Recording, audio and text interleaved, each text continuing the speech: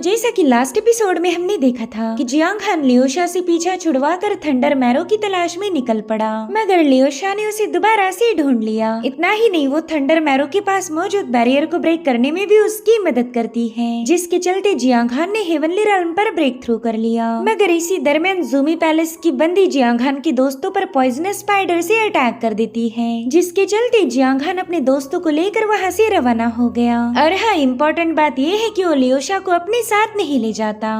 अब आगे तो इस एपिसोड की शुरुआत में हमें फ्लाइंग इमॉर्टल सेक्ट का मेन हॉल दिखाया गया, जहाँ पर सेक्ट लीडर अपनी मैजिकल पावर्स का यूज करते हुए लांग और जियान को चेक करने लगी, जिसके बाद वो जियांग खान को बताती है कि इन दोनों को जूमी पैलेस की सोल सीजिंग स्पाइडर से पॉइजन किया है। तो जियांग खान उनसे पूछने लगा कि क्या हम इन्हें हील कर सकते हैं, जिस पर वो बंदी कह रही थी कि हम इन पर 10,000 फायरलिंग जी का यूज कर सकते हैं, मगर वो हब तो नॉर्थ में मिलेगा, जो कि यहाँ से काफी ज्यादा दूर है, और तब तक तो इन दोनों की मौत हो जाएगी। लेकिन मैंने सुना था कि स्टार सी सिटी की ट्रेजर पवेलियन में ढेर सारे रेयर हब और ट्रेजर बेचे जाते हैं, हो सकता है कि फायरलिंग जी वहाँ पर अवेलेबल हो।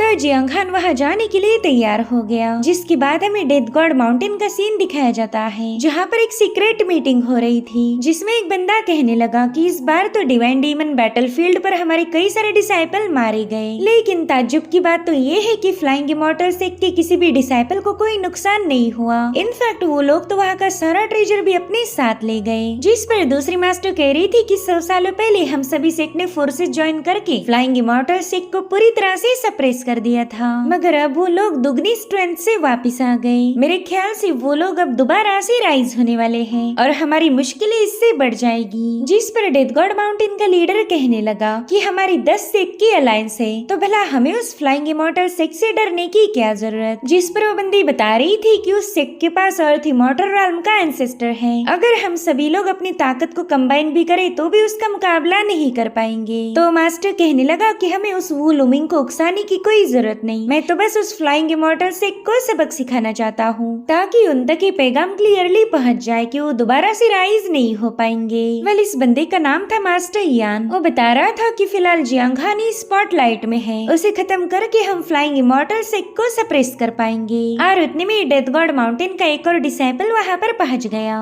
वो बता रहा था कि योलिंग आधे महीने से गायब है, 15 दिन गुजर गए मगर वो अभी तक सेक्ट में वापिस नहीं आई। जिस पर वो मास्टर कहने लगा कि वो लड़की तो मुसीबतों का पहाड़ है, उसे मैंने अज़ुर सन ब्लड जेड दिया था ताकि उसकी कल्टीवेशन इम्प्रूव हो जाए, और तभी से वो बस इधर उधर भागती रहती। खैर कोई नहीं, तुम जाकर उस जियांग खान का सिर काट कर मेरे सामने पेश करो। इधर जियांग खान स्टार सिटी में पहुँच गया था और टियानियो का पूरा ध्यान खाने पीने की चीजों पर है, और तभी वहाँ से एक बंदी गुजर जाती है। दरअसल ये कोई और नहीं बल्कि डेथ गॉड माउंटेन की यूलिंग है, जो कि 15 दिनों से गायब थी। वेल, इस बंदी की हरकतों से ही पता चल रहा था कि ये काफी ज्यादा शरारती है। किसी की चाय को सुस्सू में बदलना या फिर बंस को क्रिस्टल में चेंज करके लोगों को बुली करना, यही इसकी फेवरेट हॉबी थी। इतना ही नहीं, इसने तो छोटे बच्चों को भी तंग करने में कोई कसर नहीं छोड़ी थी, और उतने में ही जियांग खान उसके फन को डिस्टर्ब करता है। हालांकि यूलिंग ने उसे बोरिंग कह के पूरी तरह से इग्नोर कर दिया। वहीं पर टियानियो भी इस बंदी पर काफी ज्यादा गुस्सा हो गई। वो कह रही थी कि ये लड़की अपने इंटरटेनमेंट के लिए दूसरों को तंग कर रही, ऐसे लोग मुझे बिल्कुल पसंद नहीं आते।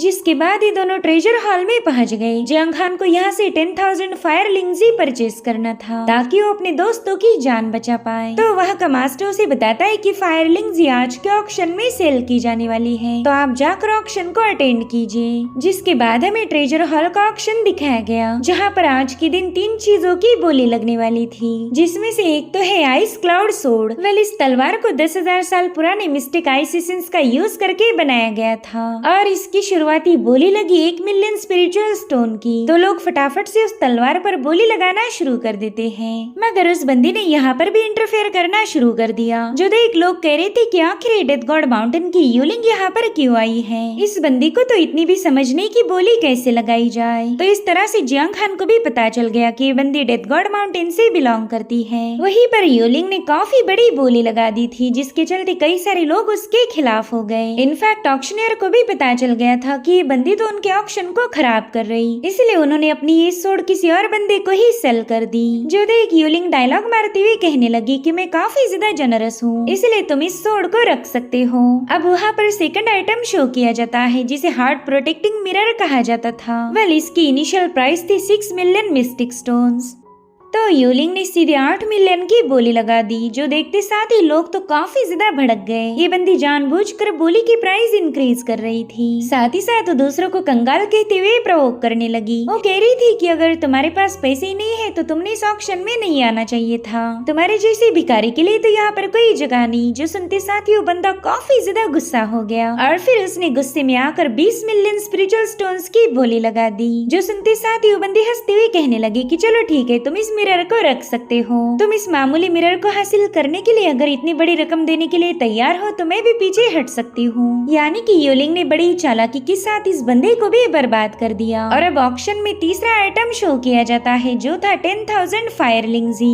उस फायरलिंग्जी के ऑरा को महसूस करते ही लोग काफी ज्यादा खुश हो गए। उन्हें ऐसा फील हो रहा था कि उनकी मेरिडियंस में स्पिरिचुअल एनर्जी काफी तेजी से फ्लो हो रही है। साथ ही ऑक्शनियर बता रहा था कि ये ट्रेजर काफी ज्यादा स्पेशल है, ये दुनिया के किसी भी डेडली पॉइजन को आसानी के साथ क्योर कर सकता। साथ ही इसे कंज्यूम करने वाले बंदे की उम्र 1000 साल से बढ़ जाएगी। और अब इस फायरलिंग्जी की बोली शुरू हुई 40 मिलियन मिस्टिकल स्टोन से। यहाँ पर योलिंग तो बस अपने अगले शिकार की तलाश कर रही थी कि कौन इस पर बोली लगाएगा, ताकि फिर वो दोबारा से अपने टांग अड़ाने बीच में आ जाए। और उतने में जियांग खान ने 70 मिलियन की बोली लगा दी, तो उस बंदे ने 75 तक इसकी प्राइस को रेज किया। अब जैसे ही जियांग खान ने 90 मिलियन की बोली लगाई, वो बंदी सीधे उसे 91 पर ले जाती है। साथ ही साथ यहाँ पर वो जियांग खान को चिढ़ा रही थी। जियांग खान तो समझ गया था कि इस बंदी के पास तो बिल्कुल भी दिमाग नहीं, ये तो बस लोगों को कंगाल करने के लिए बोली लगा रही, जबकि इसके पास तो फूटी कौड़ी नहीं होगी। इसीलिए जियांग खान ने सीधे 100 मिलियन की बोली लगा दी। अब ये सुनकर वहाँ मौजूद हर एक बंदा शॉक हो गया। वो कह रही थी कि इतनी अर्निंग तो हमारे पूरे कॉन्टिनेंट की भी नहीं हो सकती, पता नहीं इतना पैसों वाला बंदा यहाँ पर कैसे पहुँच गया। और उतने में योलिंग भी उसमें 1 मिलियन और बढ़ा देती है। यहाँ पर टोटल बोली लगी थी 101 मिलियन स्पिरिचुअल स्टोन्स की। और उतने में जियांग खान कहता है इम्प्रेसिव, चलो ये फायरलिंग्स अब तुम खरीद लो।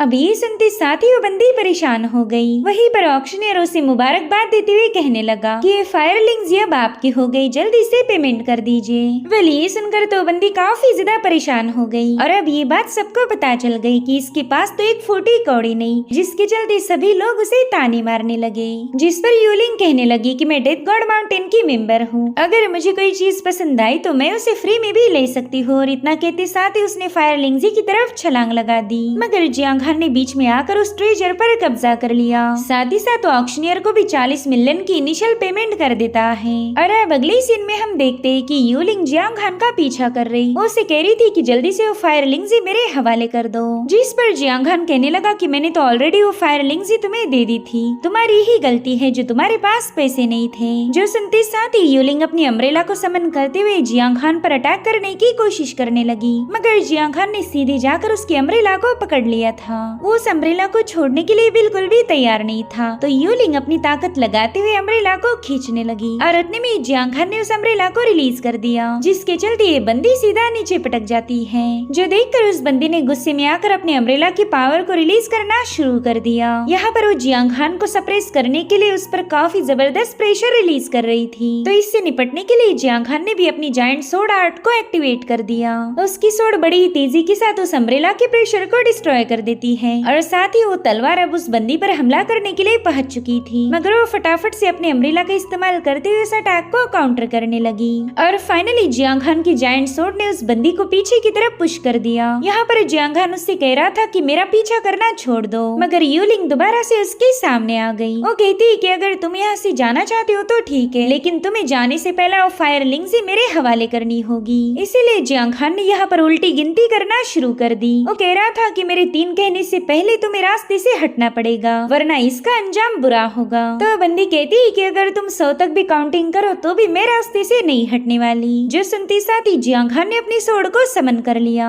मगर उतने में वहाँ पर डेथ गॉड माउंटेन के बंदे की एंट्री हो गई, जिसे जियांग खान को मारने के लिए भेजा गया था। वो बंदा कह रहा था कि तुम तो बड़े ही रहमदिल हो जो इतनी खूबसूरत लड़की को बुली कर रहे। वहीं पर यूलिंग अपने भाई को झूठ मूठ की कहानी सुनाने लगी। वो कह रही थी कि इस बंदे ने मेरा ट्रेजर चुराया है और ऊपर से मुझे ही परेशान कर रहा। तो बंदा जियांग खान को धमकी देते हुए कहने लगा कि जल्दी से मेरी सिस्टर का ट्रेजर वापस करो, वरना फिर मुझे मजबूर होकर तुम्हें अपने पपेट में बदलना पड़ेगा। जिस पर जियांग खान कह रहा था कि तुम दोनों अपनी बंदरों वाली नौटंकी कहीं और दिखाना, मेरे पास इसके लिए बिल्कुल भी वक्त नहीं। जो सुनते साथ ही उस बंदे ने अपनी सबसे स्पेशल डेथ ब्रिंगर सोर्ड को समन कर लिया।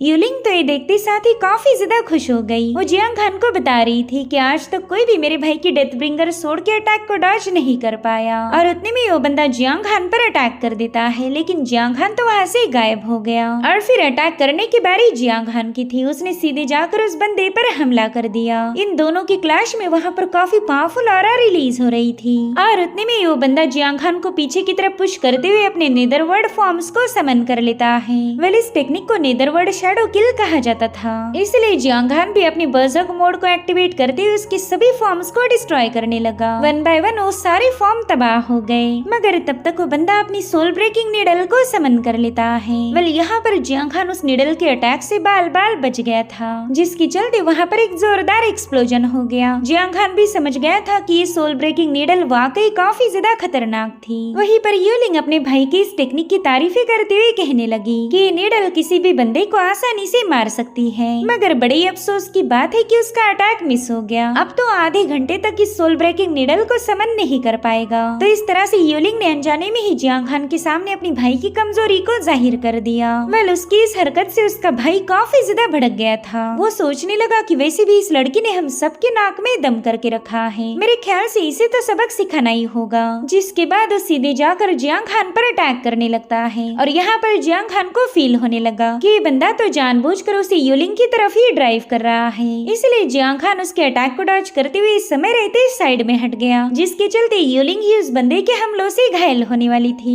तो यूलिंग अपने भाई से कहने लगी कि शायद आपने गलती से मुझ पर ही हमला कर दिया, आपने तो केयरफुल रह के अटैक करना चाहिए। जिस पर वो बंदा अपनी सोर्ड रेस करते हुए कहने लगा कि मैं अच्छे से जानता हूँ कि मैं किसे मारना चाहता था। तुम्हें हमारे माउंटेन लॉर्ड ने अज़ुर सन ब्लड जेड गिफ्ट किया था। वो ट्रेजर मैं खुद हासिल करने की कोशिश कर रहा था, लेकिन वो जानबूझकर तुम्हें दिया गया। तो क्यों ना आज तुम्हें खत्म करके मैं उस अज़ुर सन ब्लड जेड पर कब्जा कर लूं। वेल, यहाँ पर जियांग खान को ये सब देखकर काफी ज्यादा मजा आ रहा था। उसने इन दोनों भाई बहनों के दरमियान मौजूद दुश्मनी का फायदा उठाया। सब देखते देखते उस बंदे ने अपनी छोटी सिस्टर यूलिंग पर अटैक करना शुरू कर दिए, जिसे यूलिंग बड़ी तेजी के साथ डॉज करने लगी। साथ ही साथ उसने अपने अम्ब्रेला को ओपन करते हुए उस बंदे के हमले को काउंटर कर लिया। सब इन दोनों को लड़ता हुआ देखकर जियांग खान वहाँ से निकल पड़ा। वहीं पर यूलिंग का भाई उससे कह रहा था कि तुम्हें कोई भी ट्रेजर आज मेरे कहर से बचा नहीं सकता। और इतना कहते साथ ही उसने यूलिंग को काफी पीछे पटक दिया। वेल, यहाँ पर उसका भाई उसके खिलाफ हुआ था, इसलिए वो जियांग खान से मदद मांगने लगी। वो कह रही थी कि प्लीज मेरी जान बचाओ और बदले में मैं अज़ुर सन ब्लड जेड तुम्हें देने के लिए तैयार हूँ। मेरा ब्लड जेड डैमेज सोल को नरिश करके उसे काफी अच्छे से हील कर सकता है। इनफैक्ट मेरा ये ट्रेजर तो तुम्हारी फायर लिंगजी से 1000 गुना ज्यादा पावरफुल होगा। इधर यूलिंग के भाई ने उस पर अपनी तलवार से अटैक कर दिया था, मगर उसी वक्त जियांग खान अपनी तलवार का इस्तेमाल करते हुए इस बंदे को काफी पीछे ढकेल देता है। यानी कि जियांग खान ने इस बंदे के ऑफर को एक्सेप्ट कर लिया था। वो तुरंत ही उसे कंधे पर उठाते हुए उसके भाई से कहने लगा कि इसका अज़ुर सन ब्लड जेड और ये बंदी अब मेरी हुई। जिसके बाद जियांग खान एस्केप टैलिस्मान से वहाँ पर एक जोरदार ब्लास्ट करते हुए गायब हो गया। वेल, ये देखो बंदा जियांग खान पर काफी ज्यादा भड़क जाता है। वो कह रहा था कि मैं जल्दी तुझे ढूंढ निकालूंगा। इधर जियांग खान यूलिंग को लेकर सिटी से काफी दूर पहुंच गया। वो यूलिंग से कहता है कि देखो मैंने तुम्हारी जान बचाई, अब जल्दी से ब्लड जेड मेरे हवाले कर दो। सो यूलिंग ने भी प्रॉमिस के अकॉर्डिंग वो ब्लड जेड उसके हवाले कर दिया। जियांग खान को पता था कि इस ब्लड जेड की मदद से वो अपने दोस्तों की जान बचा पाएगा, इसलिए अब वो तुरंत ही वहाँ से रवाना होता है। वहीं पर यूलिंग भी उसके पीछे जाना चाहती थी, मगर वो ठोकर लगकर वहीं पर नीचे गिर गई। वो जियांग खान से कहने लगी कि शायद मेरे पाँव में मोच आ गई, तो प्लीज मुझे ऐसे अकेले छोड़कर मत जाओ। ऐसी आधी अधूरी मदद तो किसी काम की नहीं होती। थोड़ी देर में मेरा सेकंड ब्रदर यहाँ पर आ जाएगा। जिस पर जियांग खान कह रहा था कि तुम तो एक हेवनली राउंड की कल्टीवेटर हो, तो तुम्हारे पास हीलिंग एबिलिटीज होनी चाहिए। तो बंदी उसे बताने लगी कि मेरी सोल डैमेज है, इसलिए मैं ब्लड जेड का इस्तेमाल करके ही अपनी पावर्स का यूज कर पाऊंगी। अब ब्लड जेड तो मैंने तुम्हें दे दिया, यानी कि मेरे पास कोई एबिलिटीज नहीं। जो सुनते साथ ही जियांग खान ने उसे अपनी गोद में उठा लिया। वो उसे लेकर एक अबैंडन घर में पहुंच गया था, जहाँ पर उसने अपनी मैजिकल पावर का इस्तेमाल करते हुए यूलिंग की इंजरीज को हील करना शुरू कर दिया। साथ ही वो उसे एलिक्सर पिल खिला देता है। वेल यहाँ पर यूलिंग दिल ही दिल में सोचने लगी कि ये बंदा तो काफी ज्यादा रहम दिल है। मैंने तो इसके साथ जानबूझकर बदतमीजी की थी, मगर फिर भी इसने मुझ पर कोई हमला नहीं किया। इनफैक्ट ये तो मेरे सगे भाई से भी अच्छा है और अभी मेरा काफी ज्यादा ख्याल रख रहा। बचपन से किसी ने भी मेरी ऐसी केयर नहीं की थी। और इसीलिए वो जियांग हान से पूछती, क्यों क्या तुझे एक बीवी चाहिए? अगर हाँ बोल दे तो मैं तेरी बीवी बनने के लिए तैयार हूँ। और इसी के साथ एपिसोड यहीं पर एंड हो जाता है। Thank you so much for watching. Bye bye, take care.